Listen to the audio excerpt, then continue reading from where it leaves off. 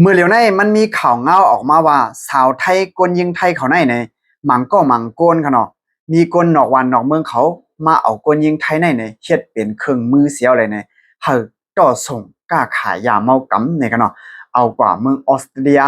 เลยย้อนสังซ้ำเมืองออสเตรเลียเนี่ยแลกลนอกวันนอกเมืองเขาซ้ำกลกล้าขายยาเมาคำเขาจะได้ซ้ำเฮาเอากว่าเมืองออสเตรเลียเฮ็ดสังซ้ำเป้ขำลงทุนปอดันนั่นเฮ็ดสัง เป้ขำลงทุนตั้งหนำตั้งหลายอันนี้ที่เข้าใจได้ว่าขนาดซึ่งหลาพวกนี้จริงเมืองออสเตรเลียขนาดเขาก็คัดเจอกดทัดได้ว่าเกี่ยวกับเรื่องยาเมากำขนาดและอันเป็นกลยิงไทยอันญาลองเอาเป็นเครื่องมือแต่ต่อส่งยาเมากำได้คนนอกวันนอกเมืองหมังก็มาเฮ็ดเป็นเจ้าโผเสียมก้ามีลูกมีล้างห่มกันกำเนิดสุดมาก็เพราะว่ามีลองหยุ่มยำตำใจเย้าก็เจอกลยิงไทยจะหลักต่อส่งยามเอากำเอาดีจำจีหิมความอันจำวันเมืองไทยนั่นขนาดเนาะอันจำเมืองไทยในเมืองหิมความจะอ่าเอาคำมีน้ำของมาเชียวเลยเอาส่งกาดังเมืองออสเตรเลียกันนะได้ลองตั้งข่าวมีจึงหรือเป็นจึงเขาข่าวมาครับถอนยินกว่าจำกันเนาะได้ข่าวเงาก็ข่าวแหละอีมาดีข้องข่าวปลายทีวีเขารายงานไว้กันนะได้เมื่อได้ก่อนถึงมาวันที่6 เดือนตุลาคมปี2026ขนาดได้หันซื้อข่าวปลายทีวีเขารายงานไว้เกี่ยวกับไปลองอันเขาเลยลาดกาเมื่อกันนั้นจื้อลาแต่เร็วในยามเมากำจะนำมาตีเตียวว่าเล่ก้นซื้อขายยาเมากำกล้าขายยาเมาคำกับซ้ำยามามันนำเฮียงอาลาเย้าเพราะว่าต่อต่างเพราะว่าต่อสูงมันจะได้เจอรถเจอกาจะเจอดังนำดังหลายนั่นขนาดเนาะและเจ้าหน้าที่ผู้มีอิทธิพลเขาก็ฉิบงานที่เดียวว่ามีน้องอยากผึดเขาเลยลงทุนดังนำดังหลายเสี่ยมกาปอย่อกาขันอันเขากาขายซ้ำปอเพราะเขาขาขายปอเขามาว่นกันเนาะอันยาอันซ้ำไรกาขันมันนำเขาซ้ำตีเฮ็ดสังครับเลเขาจังซ้ำเอายาเฮโรอีนยาผินเผิกจะในขนาดเนาะยาเพราะว่าเขาเลยส่งกว่าดีในเมืองออสเตรเลียเพราะว่าผ่านป้วนที่ลานกวดทัดที่ตาเฮอร์มินเขาจะนั้นยาวไปในจริง1 กิโลขนาดหลายล้านกำเดียวเขาเนาะนับเป็นหลายล้านกำเดียวอันนั้นได้เลยว่าตั้งนำตั้งหลายนั่นขนาดเนาะเลยว่าความซื้อมันก็สามารถผ่านพ้นกิกล้านปีเมืองออสเตรเลียอย่างไหนเขาก็เลยนำหยัดนำตอนตั้งนำตั้งหลายแล่ก้นกล้าขายยาเมากับเดียวเขาเอาไล่ตั้งเฮ็ด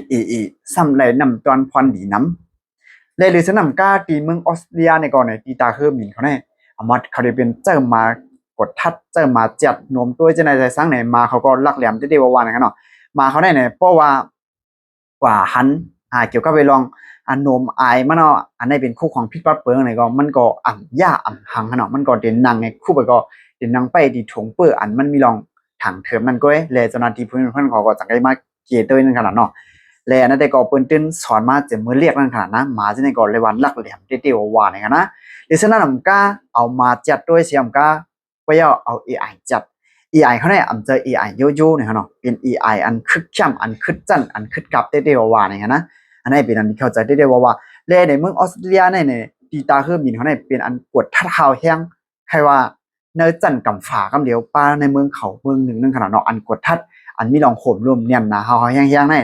ได้เพราะว่าเอาเข้ายาก็กาขันยาก็พูดตื้นสูงมันก็เป็นสมรรถะนั่นขนาดเนาะอันนั้นได้ก็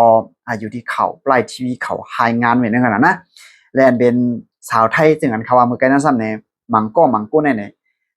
ยากลนอกวันนอกเมืองเขาตักมาดังออนไลน์ตักมาดัง TikTok ตักมาดัง Messenger จะไหนเลยสัง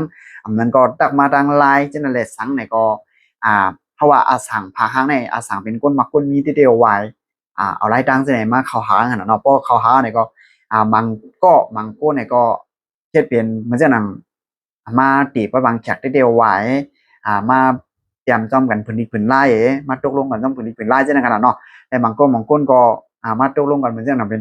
จุหาคำเปียงกันก็นั่นได้อยู่ที่ผู้ก่อก้นก็แล้วก็นึงนั่นขนาดเนาะแต่สวามีลองยุ่มยำใจกันเย้าก็เจอผู้หญิงไทยจะไหนต่อยากกันนะอันนี้ได้ก็เป็นเครื่องมืออันนึงนั่นขนาดเนาะได้อยู่ที่เนอร์สื่อข่าวพี่น้องไทยเขาก็เขาก็อันกันฟังสติที่เดียวว่าเนาะ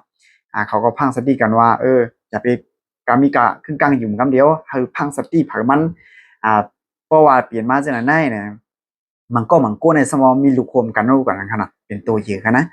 เขาว่าหรือได้พังสถิติว่าสมว่าเปลี่ยนมาจากไหนเนี่ยก้นก็อันญาติตามตายแลก้นก็อันไปเข้ากันในคอกนั่นเนี่ยเคเผาอำจังเป็นก้นนอกเมืองเคเผาจังเป็นเจ้าเก่าก็จังเป็นไรเนี่ยเขาได้ก็เขาอันกันฟังสติปันกันหนังไหนกันเนาะแต่พี่น้องๆได้ก็ได้เซียวขอมีด้าหันถึงเส้นก็ปันไว้ด้าหันถึงซอไว้ตั้งแต่วิดีโอโหนั่นแหละกันเนาะมาส่งตังหมดตังเสียงค่ะเก็บสืบปืนเพขาวหยอดอิน